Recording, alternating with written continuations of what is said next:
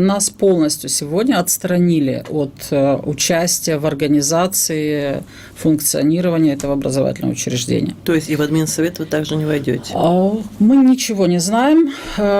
Буквально на прошлой неделе, когда было заседание парламента, вопрос был включен в повестку буквально за минуту-две.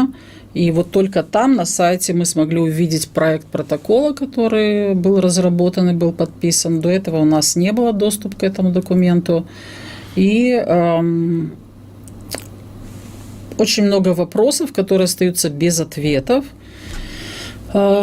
Постоянно мы черпаем информацию только из выступлений в СМИ министра образования, да, из открытых источников. Никакой другой информации у нас нет.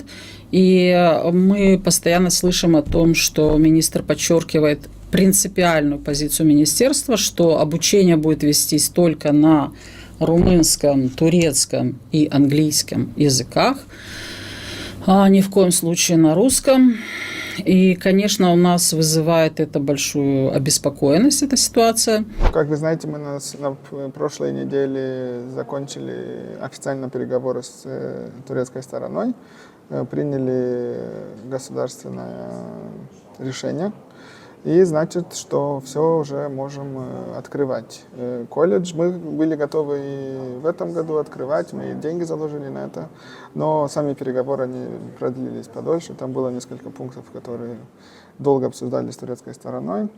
Это значит, что в этом году мы успеем, наверное, создать юридический колледж, нанять директора, начинать нанимать персонал, чтобы первое адмитерия было в 2026 сентябре. Но главное, что все процедуры с турецкой стороной мы закончили, и эти переговоры они заключились.